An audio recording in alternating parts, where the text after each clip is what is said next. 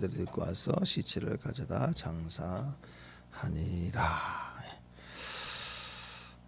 오늘 이야기는 12제자를 예수님이 파송하여 지금 하는 이야기 중에 갑자기 삽입된 이야기입니다. 예수님이 두씩 각동각지로 보내시는 그 이야기, 그게 시작이 쭉 되는데, 그게 14절, 16절, 또 17절, 29절까지 헤로디아리에서 세례 요한이 죽었다. 그래서 이 예수님의 제자들을 파송해서 일어나는 이 소문들을 들을 때 깜짝 놀란 거죠. 이미 끝난 줄 알았던 세례 요한의 사건이 다시 올라왔다 볼 수 있습니다. 그리고 나서 또 30절부터도 이어져 가는 내용이 또 제자들에 관한 이야기죠. 그러니까 갑자기 삽입된 내용인데, 오늘 그 헤롯의 이 반응을 보십시오. 그리고 헤롯에 의해서 이미 세례 요한이 죽었구나, 이렇게 볼 수 있죠. 세례 요한이 죽었고, 죽인 이유가 뭐냐? 그리고 그것이 잘못됐기 때문에 죄를 지은 사람이, 심하게 시를 지은 사람이 갑자기 천둥치면 콕 치면 놀래서 겁나잖아요. 그것처럼 지금 뭔가 예수님의 제자들, 예수님이 나타나시고 그 제자들과 함께 일을 행하시는 그 역사하는 걸 소문 들었을 때 두려운 거죠. 두려움에 휩싸여 있는 사람. 세상으로는 왕이에요, 왕. 모든 것을 다 가지만. 근데 그가 죄 해결되지 못했을 때 그것에 대한 두려움이 이렇게 끝까지 있다. 이 두려움은 끝까지 가죠. 지옥 갈 때까지. 그래서 우리 내면에 대한 것, 우리로 따지면 죄에 대한 이야기지만 솔직히 행복이죠. 행복할 수 없다. 왜? 죄를 지으면, 죄 문제를 해결하지 않으면 행복할 수 없다. 그래서 우리 모든 행동, 말하는 거 영향을 미칩니다. 이 헤롯을 보세요. 안 그런 척 잔치하고 즐거워하고 그러다가도 세례 요한을 죽이고 난 이후에 그 속에 살아 있었다는 거죠. 행복할 수가 없다는 거죠. 그래서 예수님이 나타나면 두렵다. 지금도 복음을 증거하면요, 예수님이 증거되는 순간 갑자기 두려운 사람들이 있어요. 하면서. 왜? 죄 때문에. 그래서 우리는 이 거세게 저항하는 하나님을 향한 원수됨, 이런 마음들이 우리를 가리워져 있는데, 그러나 이럴수록 예수님은 더 점점점 우리 가운데 나타나셔야 됩니다. 그래서 우리가 전해야 되는 거죠. 헤롯의 두려움이 뭐냐? 헤롯은 세례 요한을 죽였던 게 두려움이었던 거죠. 왜 죽였느냐? 헤롯 안티바스, 베다는 동생 빌립이 있는데 그 아내 헤로디아를 결혼하기 위해서 이혼을 하고, 그런 배경에서 몰래 첫 번째 자기 부인을 강제로 이혼하고, 나중에 그것 때문에 전쟁도 일으키거든요. 전쟁도 나고. 어쨌든 그 대가를 지불해서 자기 동생의 부인인데 취한 거예요. 그랬을 때 이것에 대해서 왕이니까 아무 말도 못하는데, 누구도 말을 못하는데 세례 요한이 그 부정했다라고 얘기를 했다는 거죠. 화가 나죠. 근데 누구 때문에 화가 나느냐? 사실 이 아내가 됐던 이 헤로디아 여인은 한번 품으면 끝까지 가죠. 세례 요한을 죽이려는 의도가 강했고 늘 그 얘기를 했겠죠. 죽이라, 죽이라, 가두라, 가두라. 그러니까 이 헤롯도 그럴 수밖에 없는 상황이 왔고, 자기 안에 있는 그러면서도 헤롯이 세례 요한을 가둬둔 상태에서도 자주 대화를 했어요. 그 말은 그의 말에 하나님 말씀에 대한 은혜가 있었고 깨달음도 있었다는 거죠. 그러면서도 동시에 마음은 늘 그 죄에 대한 정죄, 두려움이 있었다. 그러다가 사건이 드디어 터지죠. 그 딸의 춤추는 것을 의도적으로 춤을 추게 하고 기쁘게 해주고, 많은 사람들 앞에서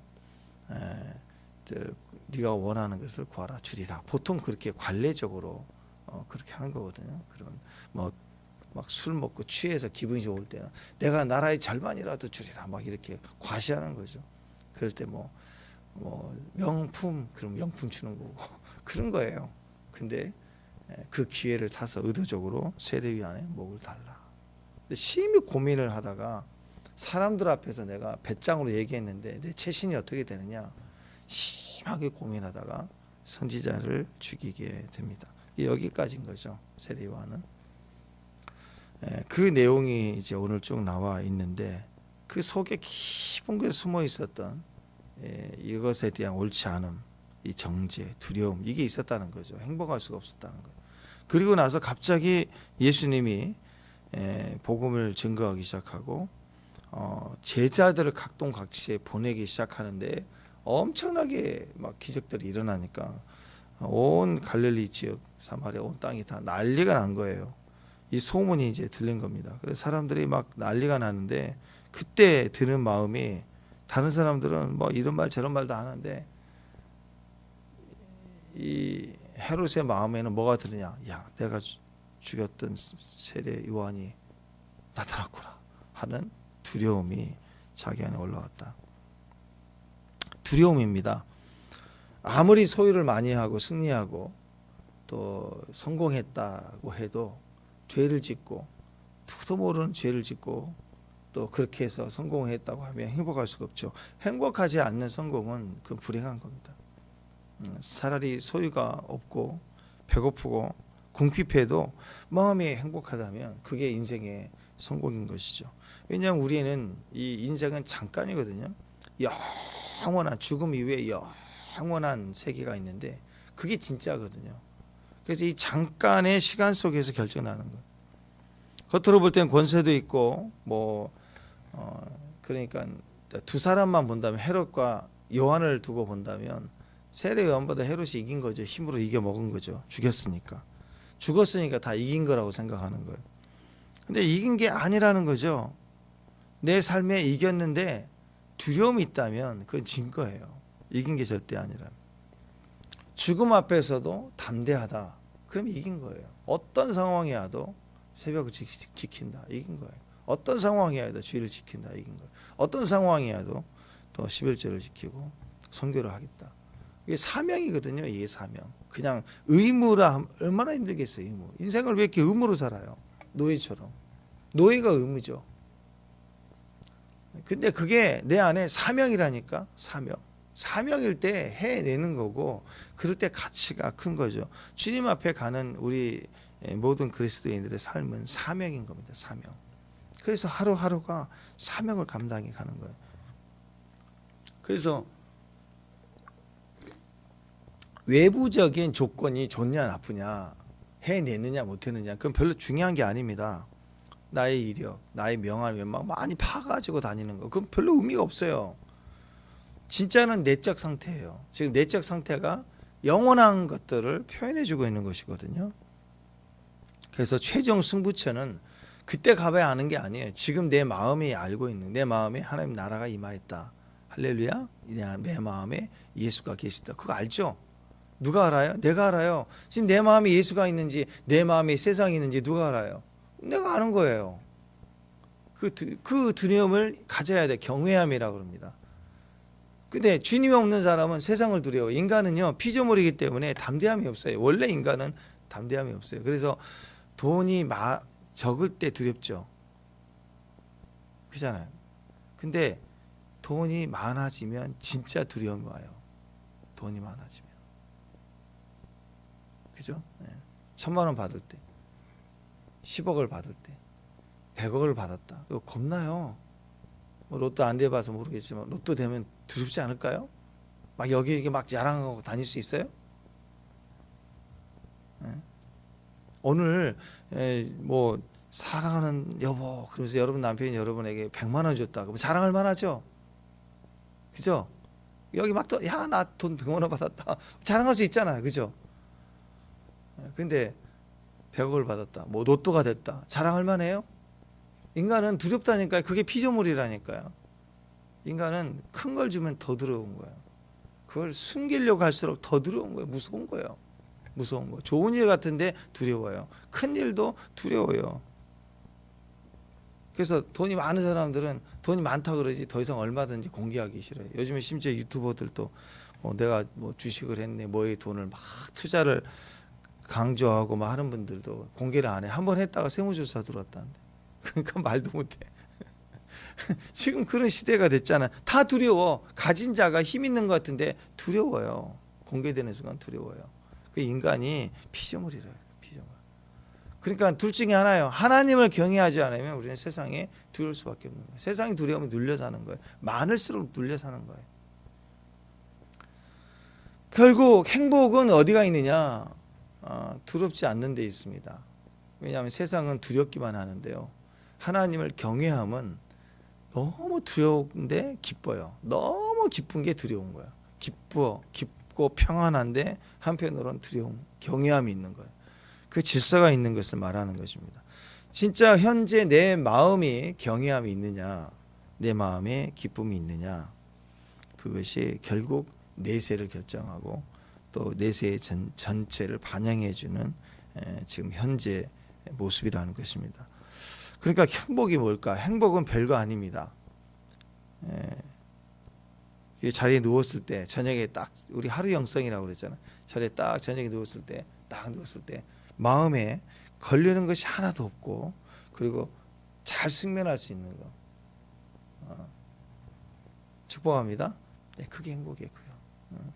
걸리는 게 있으면 그거 행복 아닙니다. 지금 소유가 많아도 걸리는 게 있으면 그건 행복할 수가 없다는 거예요. 결국 마음의 문제죠. 행복은 마음의 문제입니다.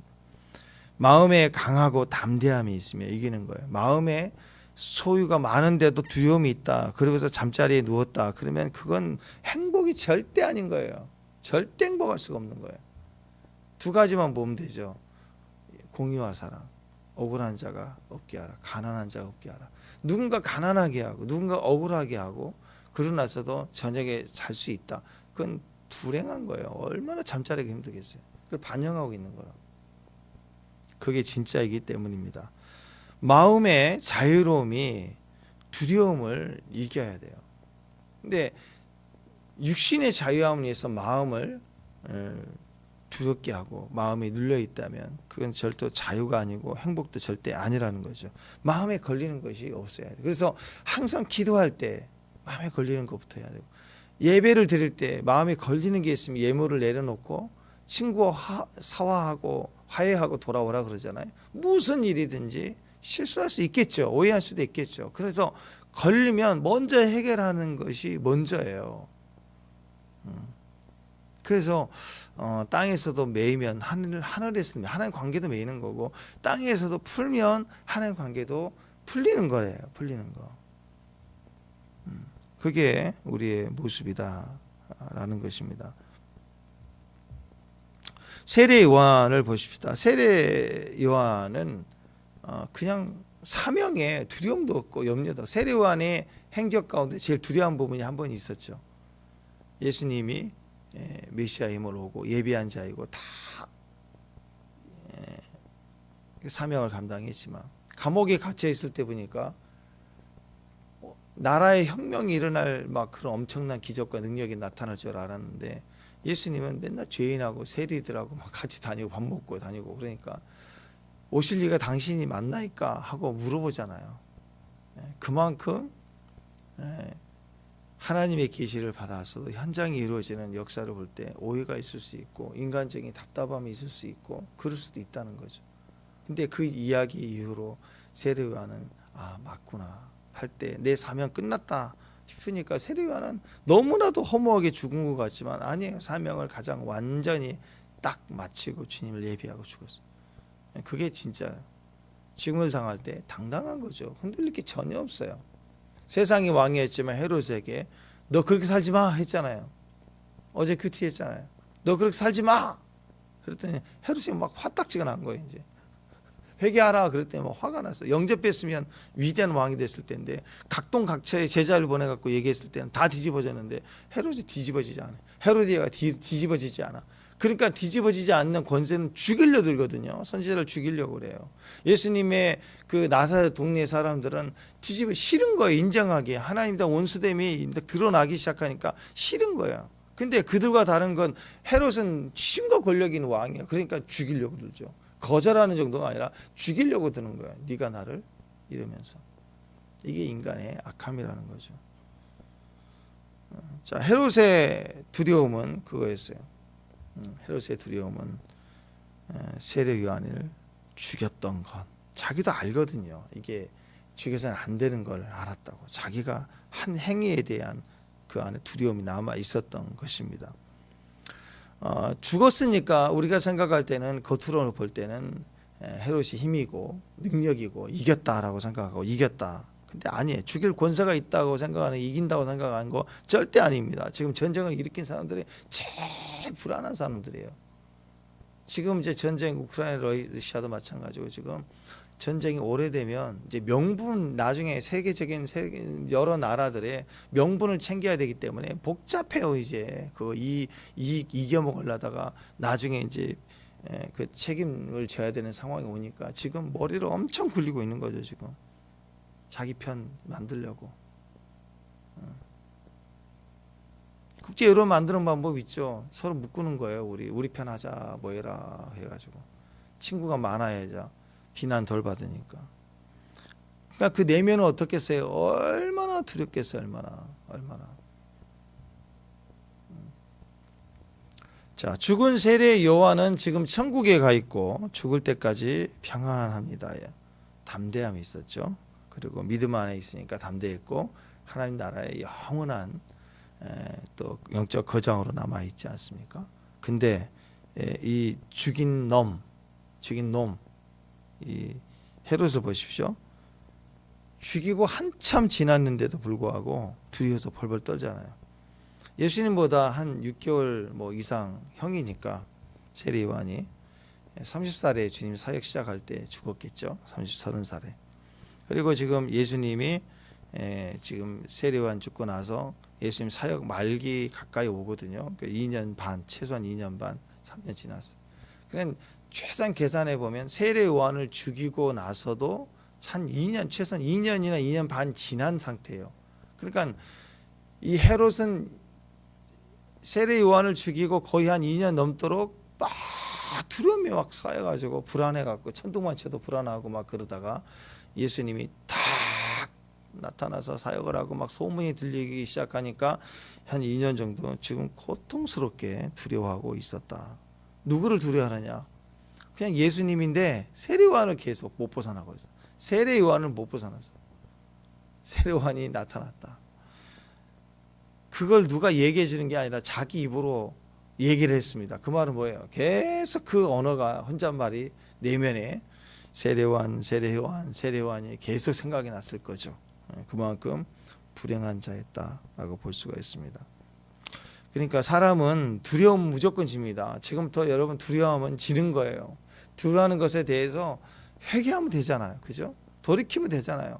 용서하면 되잖아요. 걸린 거 풀어내면 되잖아요. 믿음으로 주 앞에 나가면 되는 거죠. 자기 자리를 다시 찾아가면 되는 거예요. 그런데 그걸 덮어놓고 살려고 하니 체면, 또 이런저런 내 이름, 뭐 위치 이런 거 생각하다가 바보가 되는 거 아니겠습니까? 디모데후서 1장 7절에 보면 하나님 우리에게 주시는 마음은 두려워하는 마음이 아니다 그랬어요. 두려워하는 마음이 아니다. 두려워하는 마음은 절대적으로 하나님의 뜻이 아닙니다. 마귀가 준 마음이죠. 우리 마음을 휘젓고 자유하지 못하고 우리를 행복하지 못하게 하는 것입니다.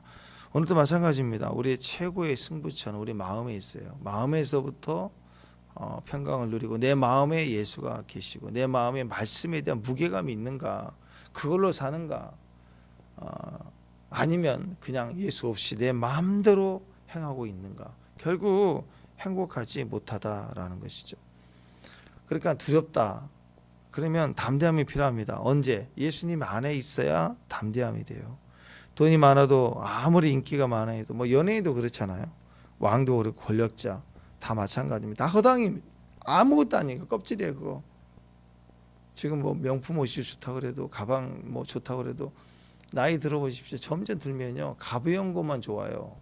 못 들고 다녀야 힘들어서 귀찮고, 신발도 아무리 비싸고 가죽 명품 다 소용없어요. 가벼운 신발이 최고 좋은 신발. 나이 들면 가벼운 게 최고예요. 다 껍질이에요. 다 껍질. 아무 쓸데없는 것들이에요.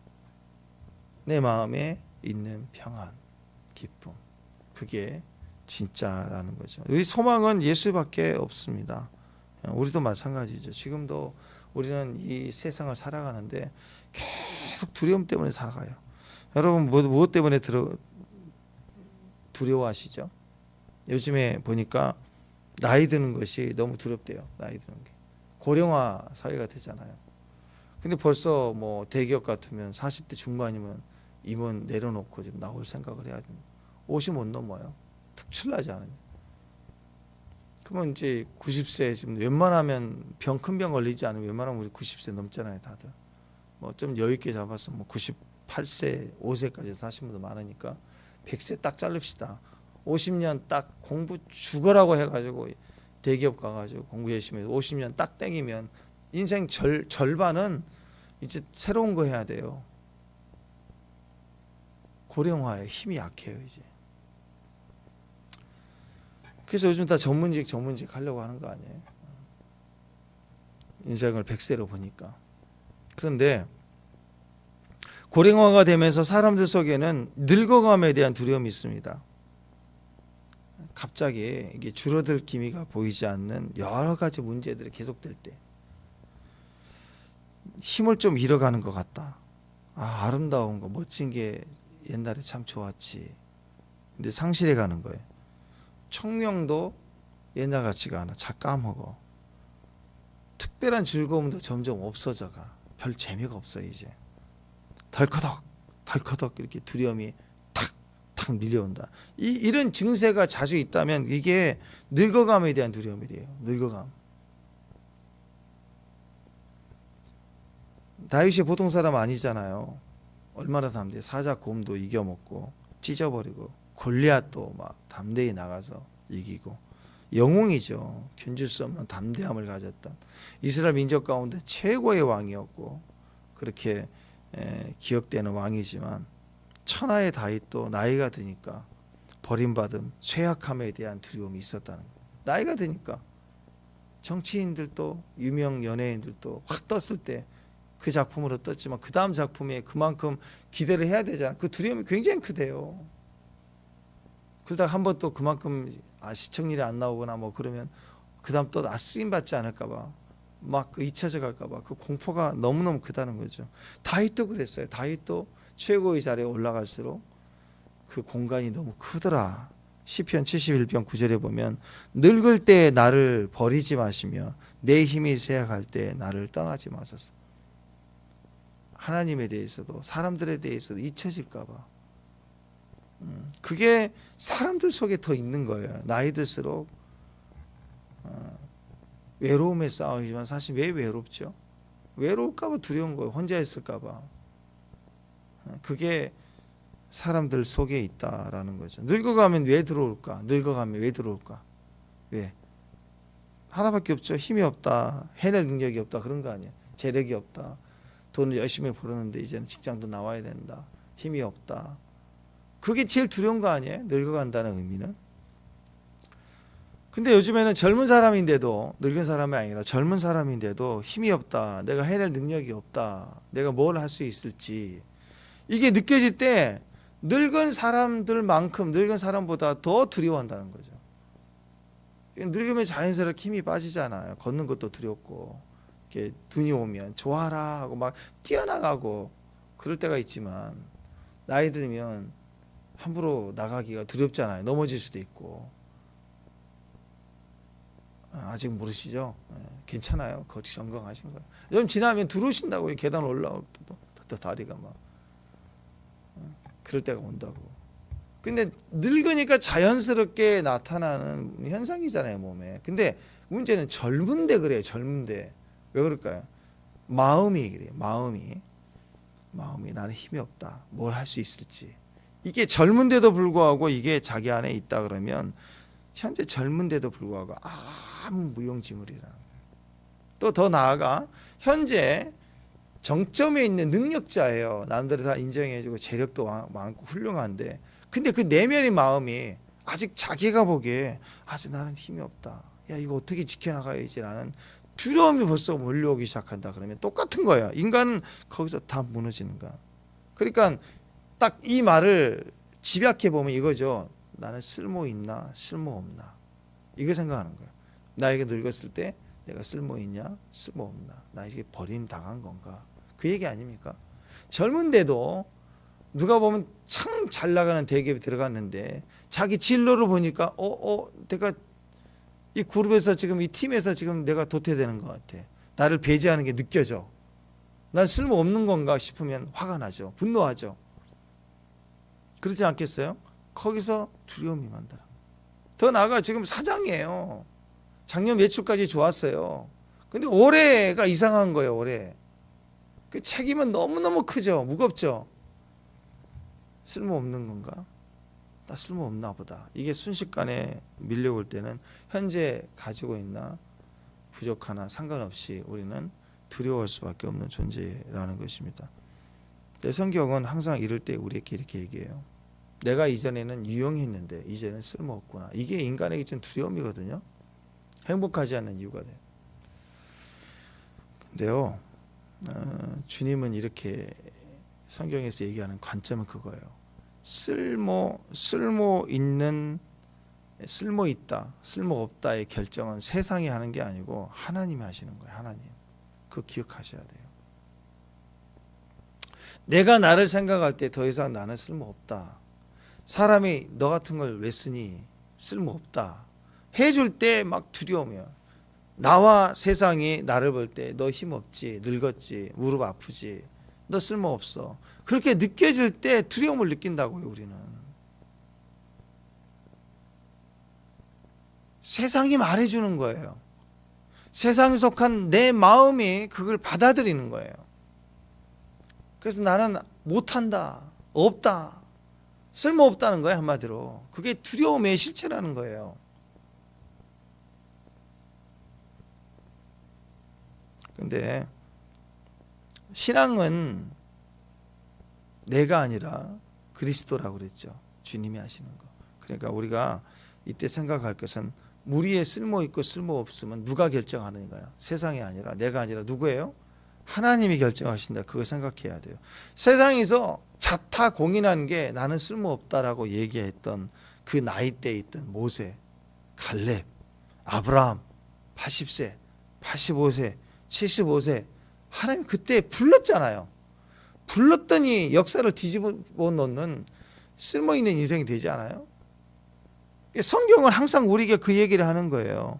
심지어 모세는요,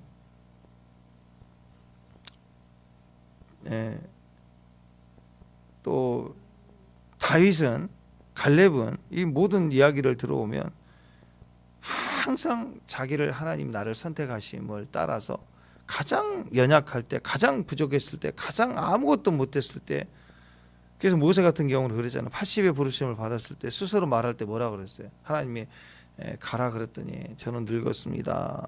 저는 말을 못합니다. 저는 무능합니다. 질질 빼잖아요. 근데 그때 선택했어요. 하나님. 너는 쓸모 있다. 하나님이 부르시기만 하면 쓸모 있어요.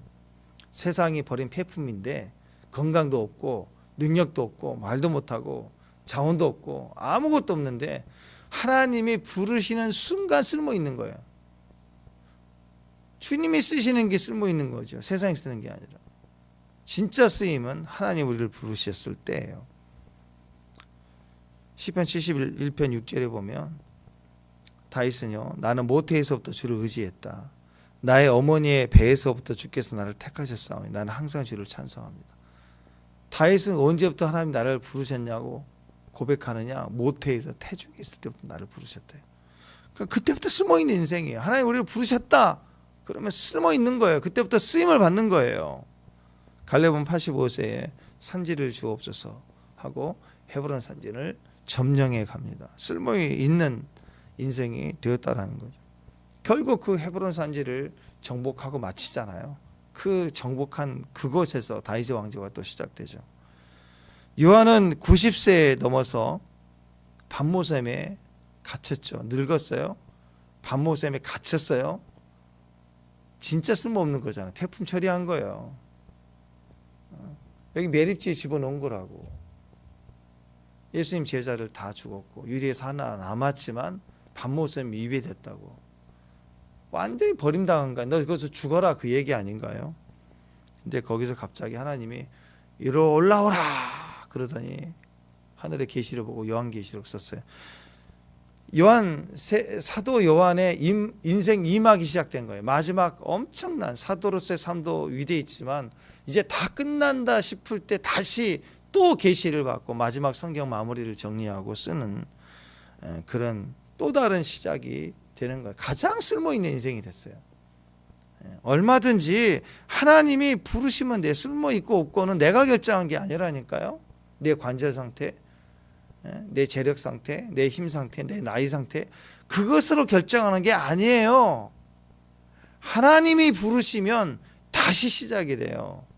하나님이 부르실 때 못해서부터 부르. 그러니까 여러분 쓸모없다 그럴 때 제일 먼저 나이가 많을 때 쓸모없다고 생각하잖아요. 오늘 80세 90대 때 뿐만이 아니라 태아기 애기 막 태어난 애기가 무슨 쓸모가 있어요. 태중에 있는 태아기가 무슨 쓸모가 있어요. 힘이 있어요, 능력이 있어요, 지력이 있어요. 아무것도 없잖아요. 근데 아니래요. 하나님이 태중의 아이도 부르시면 그때부터 쓰임 받는 거고, 나이 90, 100 돼도 하나님 부르시면 쓰임 받는 거예요. 모든 쓰임은 하나님께 있는 거예요. 특별히 사도 요한은 하나님의 제자, 예수님 제자들로서 위대한 일을 다 했고 이게 다 마쳤는데 본인만 살아있고 다 제자들 순교당하고 없을 때, 그때 하나님 다시 부르시니까, 또 부르시니까 요한계시록을 완성하잖아요. 그죠? 선교지에 있든 여기 있든 우리는 어떤 상황이 있든데 오늘 다시 주님이 콜링하면 다시 쓰임받는 거예요. 우리는 다시 계시가 임하면 다시 쓰임받을 수 있다라는 거예요. 어떤 두려움, 어떤 상황 보지 말라. 우리를 두렵게 하는 거, 설령 죄를 지었고 무능하고 무너져 있고 병들었다고 할지라도 주님 앞에 나가서 회개하고 용서하고 풀어내고 주님 앞에 엎드리면 다시 불러주시거든요. 세상이 폐품이라고 얘기할 때, 쓸모없다고 얘기할 때 하나님이 부르시기만 하면 나이와 상관없이, 두려움과 상관없이, 내 현재의 상태와 상관없이 우리는 하나님께 쓰임받는 인생이 되는 것입니다. 결국 결론을 말씀드리면 이거죠. 기도 없는 나이 들었던, 기도 없이 나이가 드는 거, 기도 없이 나이가 드는 거 비참할 겁니다. 하나님 없이 나이가 드는 거 비참할 거예요. 기도 없는 노년, 그것은 맛을 잃어버린 소금처럼 그냥 밟힌다고요. 자식들 의지하고 친구 의지하고 그 오래 못 가요. 정치의 위대한 대통령까지 해도 각하 했던 사람들 다 배신하고 없어요. 세상 다 그래요. 고린도서 4장 16절에 우리가 낙심하지 말라 그랬어요.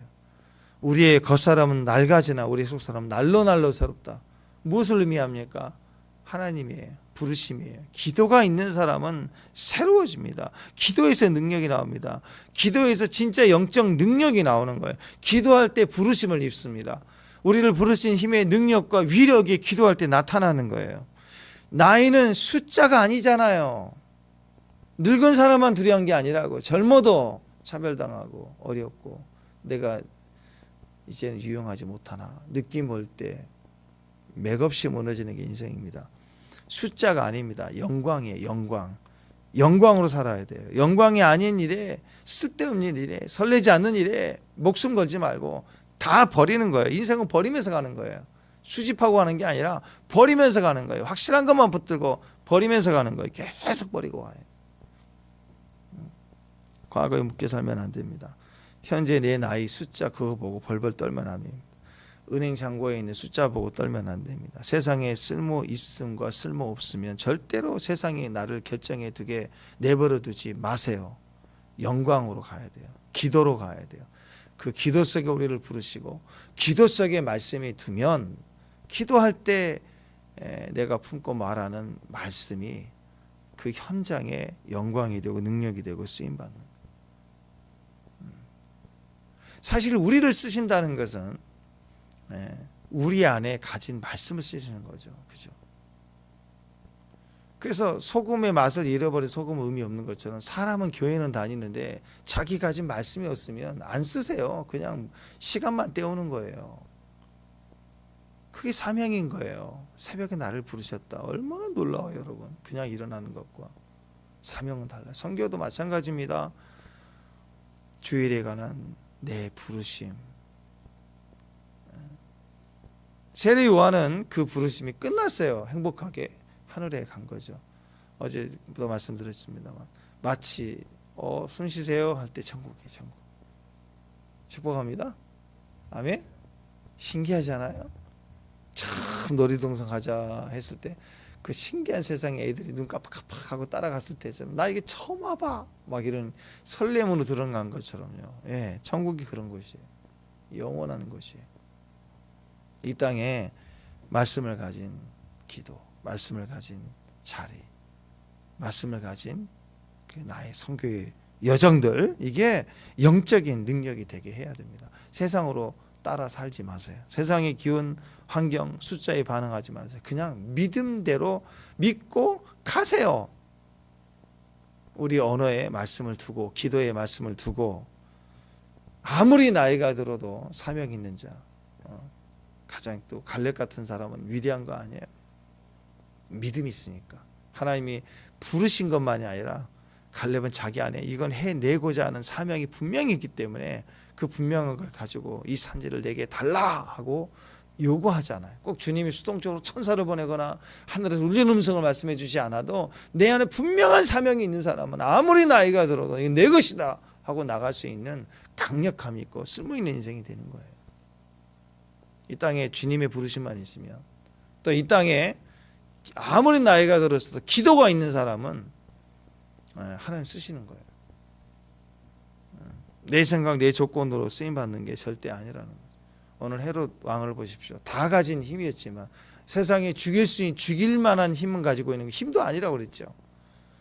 두렵고 불안하고 고통스러울 뿐인 것이에요. 젊어서는요, 힘으로 섬기려고 하겠죠. 근데 그게 가짜일 수 있습니다. 늙을수록 존재감으로 섬기는 거예요.